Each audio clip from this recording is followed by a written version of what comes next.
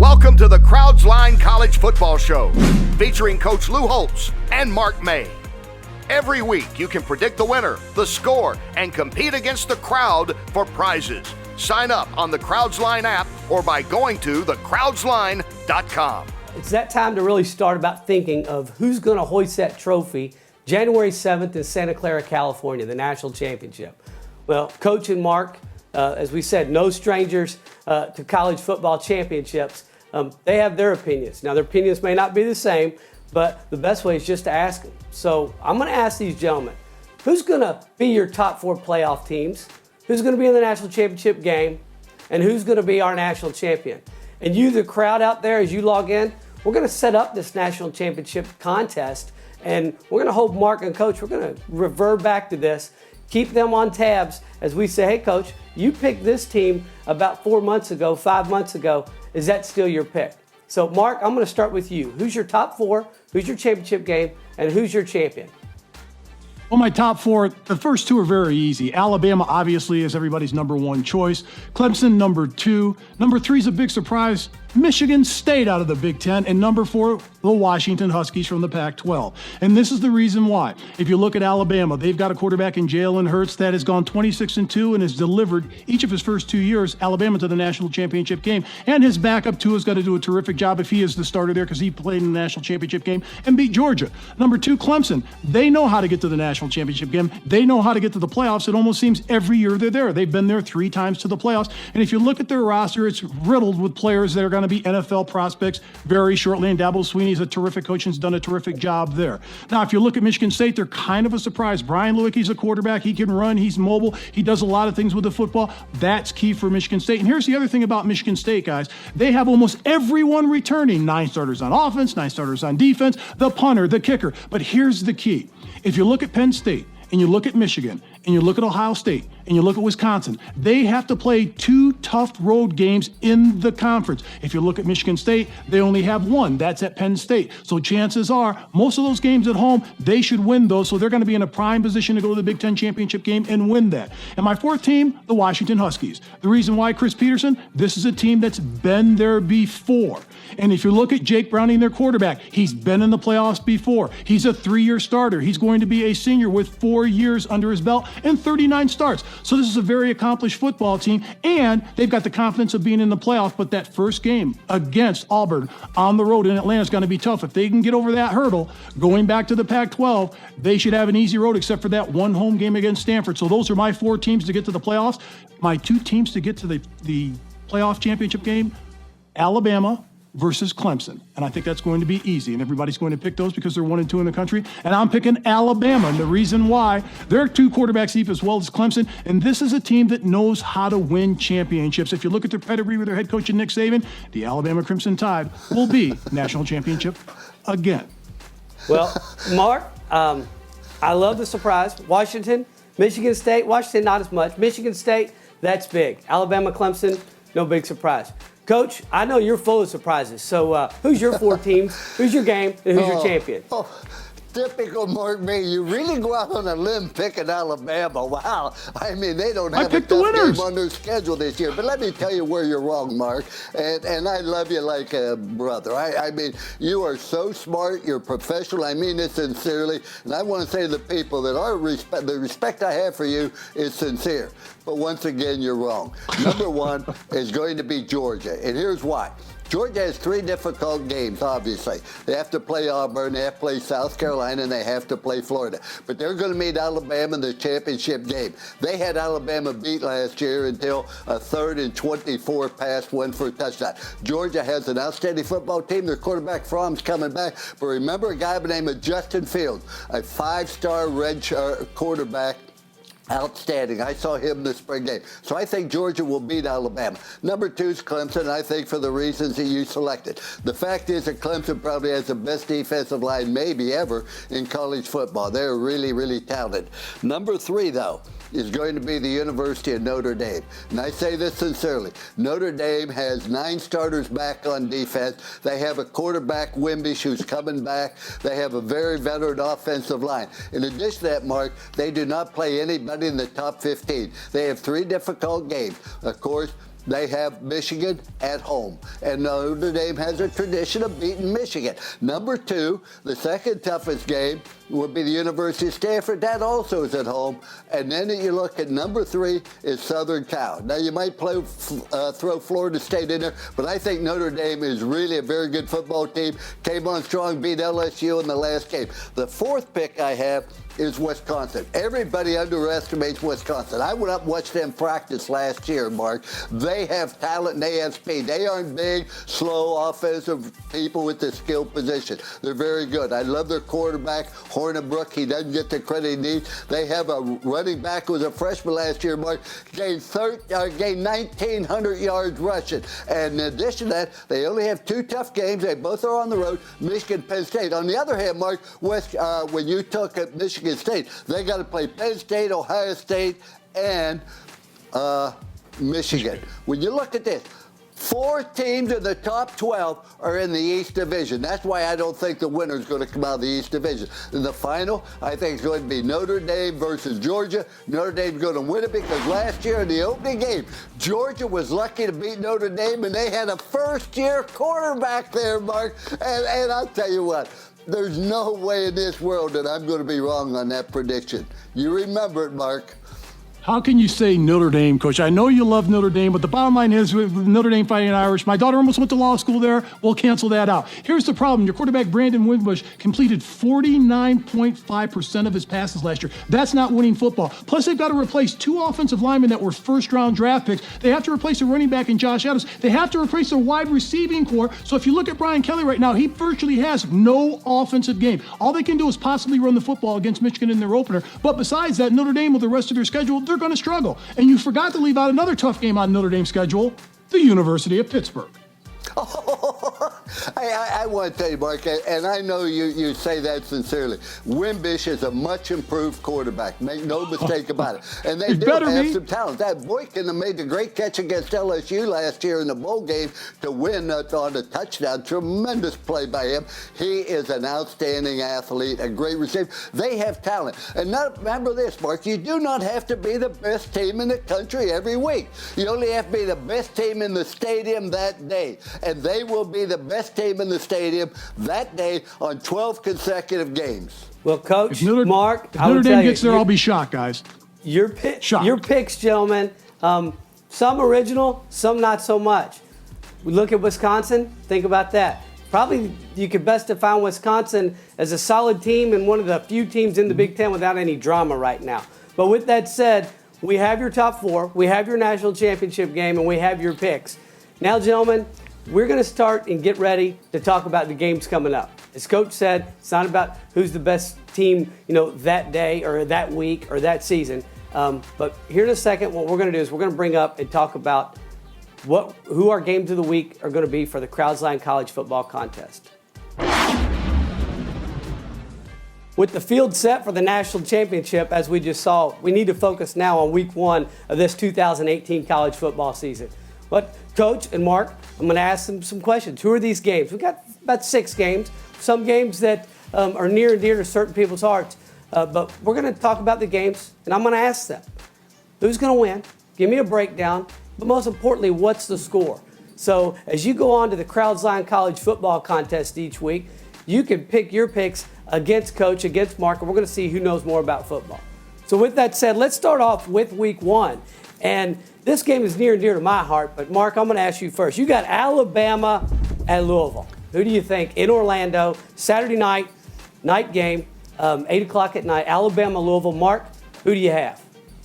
Kevin, I hate to break your heart, but Alabama's going to win this game 47-10. And both quarterbacks, Tua Tagovailoa and Jalen Hurts, are going to play in this game. Alabama's too dominant on the offensive side of the ball and the defensive side of the ball. They're going to come out roaring in this football game. As you well know, Nick Saban prepares his team extremely well, particularly in the first game of the season. They usually roll over everybody. So Louisville, with their defense, is going to struggle, even though they have another defensive coordinator. It almost seems every year they have a new defensive coordinator at Louisville. It'll be a challenge for them early, but Bobby Petrino's team will struggle against the Alabama Crimson Tide.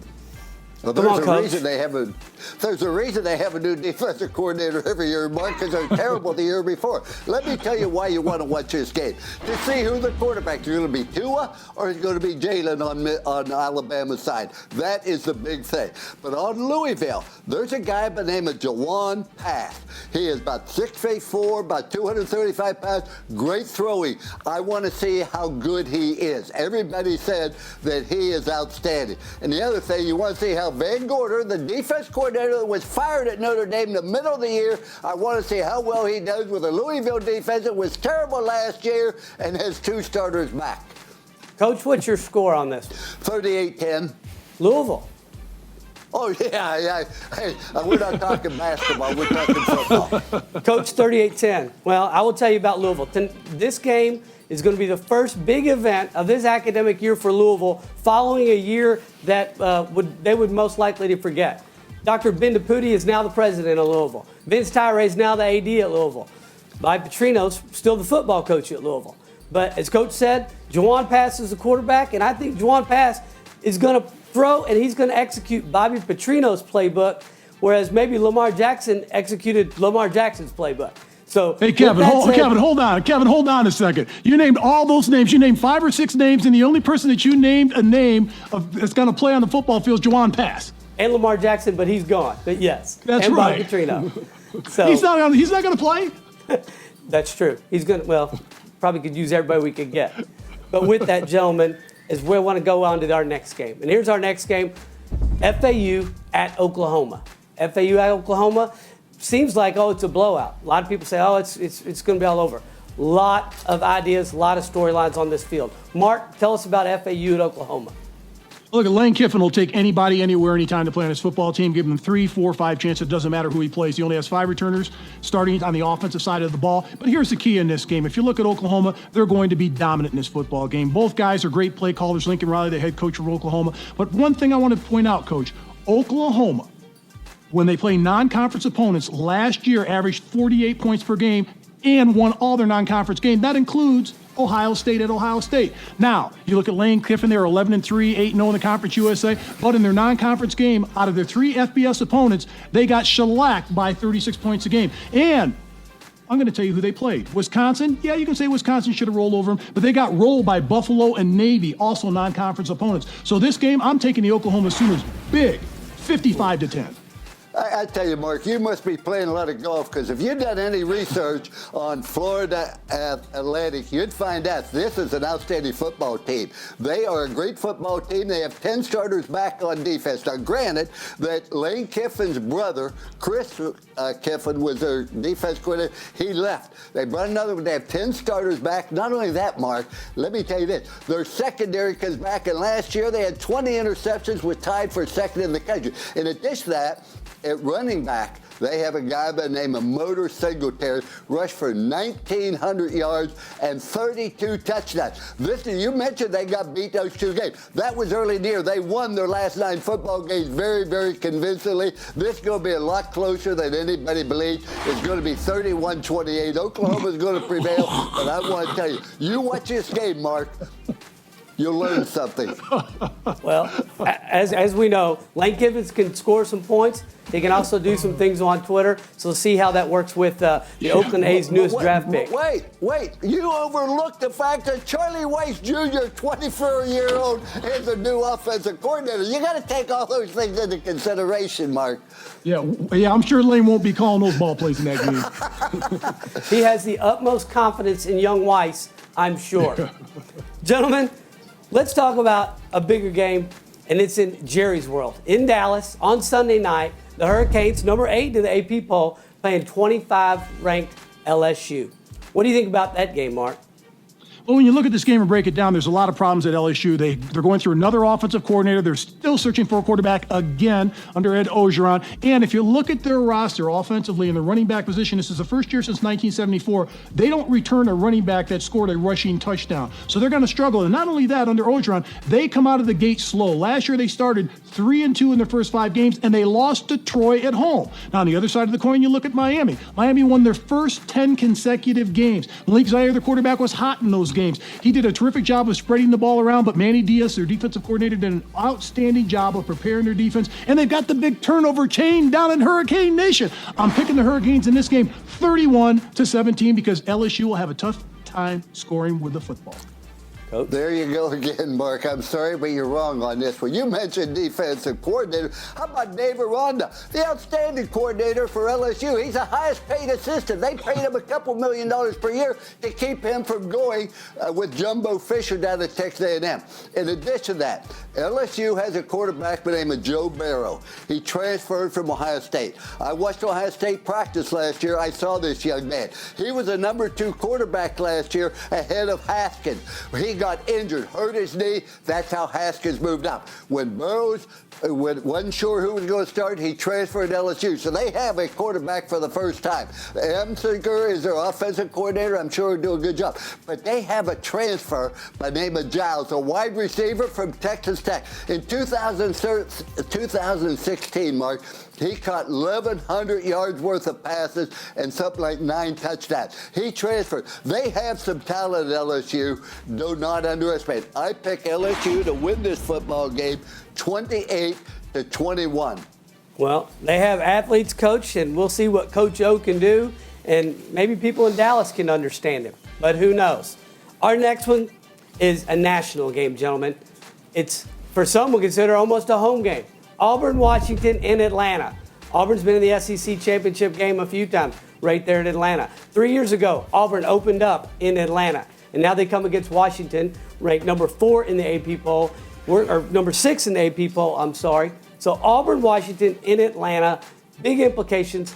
Mark, what do you think? I like Washington in this game, and I'm going to give you the reason why. They're not afraid to go across the country and play because they played in Atlanta before in the playoff game against Alabama, and it was a very close game until the end of that football game. And not only that, if you look at the Washington Huskies, their quarterback, Jake Browning, 39 starts under his belt, done a terrific job there. Myles Gaskin, the running back, 3 consecutive years of 1,000 yards rushing, 45 career touchdowns. And they've got 9 returning starters on defense, plus one of the best defensive secondaries in the nation. And if you look at their offensive line, Coach, 4 out of 5 starters return. Both tackles, 6'7", 6'8", 325 pounds each, are NFL prospects. They're not afraid to go play SEC teams on the road. I like them in this game, even though they're going against Auburn and Jarrett Stidham, and that defensive front 4 of Auburn is very good. They're probably the second best in the nation behind Clemson. I like Washington in this game. They're going to win this game and win it confidently. I like Washington to upset Auburn 27-17. I don't think it would be that big of an upset, Mark, but I like Washington also, but I am picking Auburn to win this football game. I love Washington, but remember this. They had a great receiver last year. I believe his name was Pettis. He was outstanding. He's no longer there. He is in the NFL. I believe he's with the San Francisco 49ers. And also, Jake Browning has had a great career. But he's not played well in big games, Mark. That is the one thing that he hasn't been able to do. I think that Auburn, with Stedman, their quarterback, I think that they had problems last year in the offensive line. But let's remember this. They did beat Alabama. Gus Malzahn knows how to move the football. I look for Auburn to win the football game. I think it's going to be 24-23. Keeping it close, Coach and Mark. Now, gentlemen, we're going to go into 2 more games. We have 2 left. And I know you're going to love to talk about them.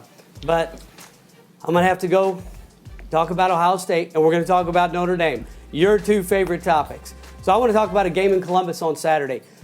Oregon State going into Columbus at Ohio State with everything that's going around. Mark, what are your thoughts on that game in Columbus? Well, as usual, Ohio State has another non-conference patsy. You've got Oregon State. They won 1 game last year. They beat Portland State at home by 3 points. They were 1-11 last year. I could go ahead and coach Ohio State to a 55-point victory in this game because they don't have any opponents non-conference that has a heartbeat. If you look at Ohio State, they've got terrific talent on both sides of the ball, a lot of NFL talent there, a lot of NFL prospects. The Buckeyes win this game. I'll throw them a bone, 60-3. Ooh, Coach. OSU will win this football game. I'm not saying it's Oregon State University, Ohio State, but OSU will win the football game. The fact is that Ohio State will win this football game big. I have no doubt about it. I think it's going to be 56-7. I think the football team at Ohio State is going to want to prove something, that they did make great progress during the absence of Urban Meyer. I think that I'm anxious to see how Haskins does at the quarterback. You have 2 great running backs at Ohio State, a guy by the name of Dobbins and a guy by the name of Weber. Both of them, one's a sophomore, one's a junior. They're outstanding. But the Oregon State, they got serious problems. You know they have a chance, Mark, to be the third straight year that they led the Pac-12 in the poorest passing percentage in the league. That's quite an honor. That's hard to do. You can't do that overnight, Mark. So you and I agree OSU will win the game. Well, Mark, I think you agree. We'll have to get more into Ohio State when they play a little tougher opponent because regardless for Oregon State, regardless of who gets off the bus or what arrives in the mail at the Woody Hayes Center, Ohio State's going to win this game. Let's remember this. Ohio State, the third week, plays TCU. So don't tell me about this fancy schedule. A young TCU football team. They're predicted not even in the top 3 in their conference, in a weak conference of the Big 12. Well, gentlemen, we'll get to week 3 and week 3. Confusing me with facts. Well, Coach, we'll get to week 3 and week 3. So what's important now is that we talk about Michigan coming to Notre Dame. And that's Saturday night game. I mean, everybody's going to be there. And that's a big game. That's a big game, Coach. We talked about first games of the season, first shows of the season. That's important. So without further ado, Mark, what is your pick for Michigan at Notre Dame? I want you to listen and listen good, Coach. This game won't be close. Michigan will roll. Michigan will roll. And the reason why is Shea Patterson, the transfer from Ole Miss. You want to know why? His first 2 games last year threw for 9 touchdowns, 17 touchdown passes in his first 7 games before he got injured. Look at Michigan's offense. With their quarterbacks last year, they threw for a total of 9 touchdowns, the worst since 1975. So they finally got a quarterback, and a mobile quarterback. He's got great feet. He can move out of the pocket. Jim Harbaugh finally has a quarterback that can get things done, not only in the air, but on the ground. It's going to put too much pressure on that Notre Dame defense. And not only that, when you look at Don Brown, the defensive coordinator for Michigan, has done an outstanding job since he's been there. Michigan always has a great defense. Both teams have solid defenses and good defenses, but Don Brown has been there longer than the one-time coordinator that's going to be at Notre Dame on the sidelines for the first time being a defensive coordinator. And if you look at the offensive side of the ball on Notre Dame, they have no firepower. How are they going to score? Their best players are in the NFL. Not only their offensive linemen, 2 of them went to the NFL in the draft. Their wide receiver core has been decimated. Josh Adams is gone. And you've got a quarterback that couldn't hit the ocean if he was standing in the sand of the Atlantic shore throwing the football. He couldn't get the ball wet. So you tell me you've got Brandon Wimbush completing 49% of his passes against that Michigan defense coached by Don Brown. He won't complete more than 7 passes in the game. I'll put the over-under at 7 pass completions in that football game for Notre Dame. Mark, I tell you what, you're trying to convince yourself. I tell you that. And you make a good argument till you look at the other side of the coin. Let me point out a couple things. Michigan's had tremendous problems on offense for the last couple years. Jim Harbaugh is going to run the offense this year for the first time in a couple years. They have problems in the offensive line. They do not have an outstanding running back, and they have young receivers. Now, I grant you they have a great defense, but there are problems, have difficulty. Notre Dame has pretty good defense also. The new defensive coordinator also happened to be on the staff last year, and he understands that defense. He understands how they call it. They understand how they do things. Wimbush is a much improved quarterback. He spent the offseason throwing the football. Mark it down. This is not the same quarterback. And not only that, he can run it up and hand it to the receiver if he has to. He has that much athletic talent. Yes, they lost 2 great offensive linemen. They have 3 starters coming back. The one thing about Notre Dame, every year, they have outstanding talent that they recruit. Same thing with Zach Martin, the all-pro guard at Dallas Cowboys left. Oh, Notre Dame's going to be struggling. They just the next man up. You filled in. In addition to that, they do have a receiver by the name of Boykin. He's outstanding. They return 9 starters on defense. They're playing at home, and they are ready for this football game. There'll be an air of excitement in that stadium like you won't believe. And they're honored the national championship team 30 years ago at that game. And that team started out by beating Michigan in the first game of the year, Mark. I look for Ohio State to win the game 27-17. I didn't give you my score, so I wanted to wait till the end till you gave a score about the Michigan-Notre Dame game. And here's the reason why. You talked about Brandon Wimbush getting better at passing the ball. It can't get any worse. He completed 50% of his passes. The final score is going to be a rout. They're going to carry Jim Harbaugh off the field on his shoulders in your stadium 31-17. In the fourth quarter, they're just going to run the ball, just hand it off to the running backs because this game's not going to be close. Notre Dame will score one of those, oh, by the way, touchdowns to make it look decent in the fourth quarter. You sound like a comedian that's out of work. That has no credibility whatsoever on this. Well, gentlemen, I don't know who's going to win Michigan, Notre Dame, but I will tell you it's long overdue. They're back playing each other. First game is going to be good for one, not so good for the other, but it's going to be good for college football. Now we go to what we call Rapid Five. These are 5 games that are impactful for the season. They're impactful for the fans. And what I'm going to ask the coaches and our experts to do is tell us who's going to win. Very quickly tell us something you think about this game, but more importantly, what's the score? So that you at home, you at your office, you on your phone, you can pick the score against Mark and Coach and see how you do. So let's start. Thursday night is going to kick this thing off. You've got the Purdue Boilermakers, led by Trinity High School's own Jeff Brom, is now leading Purdue against Pat Fitzgerald and Northwestern. Big game, smart game. We'll see how this is going to go. Mark, what do you think? 2 great coaches in this football game, but I like Jeff Brom of Purdue. He did a terrific job of turning around Purdue's football program. He did a great job at Western Kentucky. I like Purdue in this football game, 31-24. And I like Northwestern. If Clayton Thornton, their quarterback, was injured, got an ACL in the bowl game, if he plays, Purdue will win. Purdue will lose this football game to Northwestern, 31-24. 31-24. Big game. Boise State going to Troy. You look at Troy, Neil Brown, hot coach. Mark, Boise at Troy. Who do you have? Oh, you got to go with Boise State in this game, and the score is going to be a big one, 44-21. And the reason why is quarterback Brett Rippon. Not because I played with his uncle, the Washington Redskins, Mark Rippon, but because his last 8 games of the season last year, he only threw for 1 interception, and he is the career passing leader that is currently playing in the NCAA over 9,000 passing yards. And I am going with the upset with Troy, 21-17. Troy beat LSU last year, should have beaten Clemson the year 2016. They have an outstanding athletic team. Their defense is excellent. If Silvers, their quarterback, was returning, there would be no doubt that Troy will win the game, but they will anyway. 21-17. It's at home, and do not underestimate how important it is to play at home, Mark. Well, in our next game, number 23, Texas at Maryland in College Park. As we know, it's currently going on. The crowd's line, our prayers go out to the families of Jordan McNair, a Maryland player who lost his life, passed away as a result of issues at practice. But with that said, with those prayers, the games do go on. And it's Tom Herman's number 23 Texas team is going to go to Maryland after losing to Maryland last year in a pretty tough one. So, Mark, who's your pick in this game? I like Texas in this game. Maryland will be emotional in this game because of what happened to Jordan McNair, and they'll keep it close early, but Texas will run away with this football game. Sam Ehlinger has been designated as a starting quarterback. I think that's a smart move. But the key with Texas is their defense. They've got a very good defense. They were outstanding last year as a young defense, have the year under their belt. They're going to only get better this season. I like Texas to pay back Maryland on the road this year, 37-21.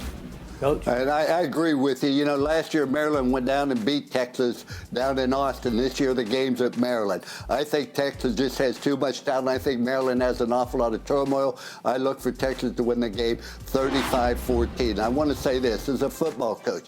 The 2 things that you have nightmare about that cause you to lose sleep is, number 1, to have a player get a neck injury or to have a heat problem. I understand that. I was fortunate enough during my entire career, neither one of those things happened. But I understand how devastating that can be, not only to the family, but to the football team as well. And I feel sorry for Maryland. As it's done many, many times before, football is a great uniter. And that brings us to our next game. And all kind of monikers you could put on this game. West Virginia, number 17, West Virginia at Tennessee. Great similar fan bases. I won't say much more because I have to go to the in-laws' house for Thanksgiving dinner in West Virginia. Mark, your thoughts? Every time West Virginia has high expectations, particularly under Dana Holgorsen, they never meet those expectations. The first game right out of the box for Jeremy Pruitt, he'll get his victory. It'll be a close, hard-fought game, but Tennessee has 6 returning starters on defense. That's enough with Jeremy Pruitt, the head coach and former defensive coordinator of Alabama, to work with. They upset West Virginia 17-13. I think Jeremy Pruitt would do a tremendous job at the University of Tennessee. But this time, there's no way that they could beat West Virginia. Will Greer, the quarterback, set all kinds of records, transferred from Florida. Amazing thing, Florida can't find a quarterback, and Greer transferred to West Virginia. First-team preseason All-American, threw for over 3,000 yards, has outstanding receivers. West Virginia wins a football game, and I think it's going to be 38-35 because West Virginia has some problems on defense, and they've had for a couple years. Mm-hmm. Well, we can all agree Will Greer can throw the ball, so I think might be some burning couches in Morgantown once again. That leads to Virginia Tech. Is number 20, Justin Fuente's team, and going against at FSU, number 19 Seminoles. Willie Taggart's first game at home. What do you think, Mark? It's going to be tough for Willie Taggart, particularly on the defensive side of the ball. They've got some good key players on offense at running back. A couple of quarterbacks are coming off injury. But I think the bottom line here, if you look at Virginia Tech under Justin Fuente, Virginia Tech has been solid. They were smart enough to keep defensive coordinator Bud Foster. I think that's going to be the key of the game. Virginia Tech plays well early in the season. Ask Ohio State a couple of years ago. But this is a conference game, which I think is going to be a very close game. Florida State is favored, but I'm taking Virginia Tech in a squeaker, 21-20, upset alert, Virginia Tech. Coach? I was hoping you would pick Florida State so you could be right at least one time on this show, Mark. But I think Florida State has a running back by the name of Cam Akers. He rushed for over 1,000 yards as a true freshman. I mean, he's a real talent. In addition to that, Willie Taggart's a new coach. He's won in South Florida. He won at Western Kentucky. He was very successful at Oregon. He's bringing the tempo offense that they ran at Oregon, etc. Completely different than Jumbo Fisher. I think there's an enthusiasm and excitement that he's brought that football team. You're going to see a completely different Florida State team than what you saw last year under Jumbo Fisher. Well, I got one last game. Mark, you may not care much about this one. I know Coach does. But unbeknownst to a lot of people, the Crowds line was born a long time ago, really unbeknownst to the developers and the creators and the owners of the Crowds line, at a tiny school in Danville, Kentucky. And that brings us to our last game, Coach. Hanover is playing at Centre College on Saturday, opening game of the season. Coach, what do you think? Well, Centre can be happy that they aren't playing Mount Union, which sort of dominates that, but I think Centre is going to beat Hanover, and here's why. Centre has a great tradition of football. Not many people know this. There's one college football team that won the national championship on the top level in college football from the state of Kentucky, 1921. Centre College did it. They have a great tradition, a big game. I'm sure the stands are going to be packed. I look for Centre to win, and not only that, I think they have an excellent chance to make the playoff, and I say that sincerely. Coach, all I got to do is ask you, at that game in 1921, what was the weather like? Oh, I tell you what. Hey, Mark, we can win that. When you want to talk about the 12th man and at Texas A&M, that started against Centre College. We can go on and on, but the show not long enough. There you have it, gentlemen. Centre College. Gentlemen, that brings us to kind of the end of this show. The end of the show, we have the picks. We picked 11 games. We picked 11 games plus a main event. The main event, Hanover at Centre College. But more importantly, we are starting the 2018 college football season.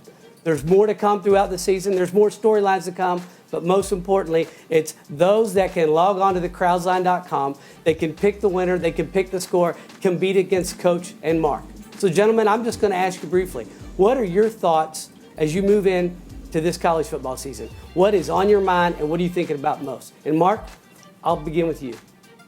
Well, on the field of play, what I'm thinking about most are coaches going to different schools and coaches that haven't coached in a while. If you look at the SEC West, you've got 3 new coaches there. You look at the Pac-12 South, 3 new coaches there. I think the most intriguing thing to me is Herm Edwards. He's been out of coaches in the last 9 years. He hasn't coached since he coached in the NFL, and before that hasn't coached college football since the 1980s. So that's going to be interesting at Arizona State, what he can do there. And if you look at Chip Kelly at UCLA, Chip Westwood Kelly, what's he going to do at UCLA? Can he revive that program and their traditions? And Kevin Sutherland coming from Texas A&M going to Arizona. For me, living out in the West, those are the things that intrigue me. But the first week of college football, everybody has to pay attention to one thing: special teams and turnovers in field position. Those are the keys in the first couple of weeks of the season.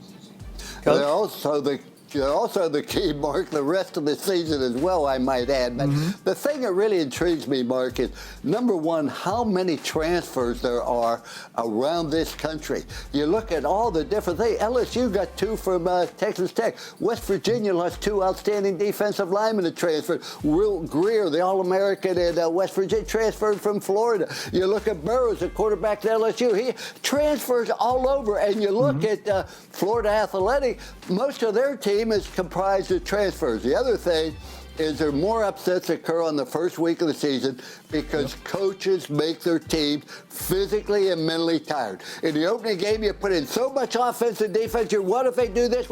And your players are so confused they can't be aggressive. That's why more upsets occur the first week of the season than the rest of the year combined.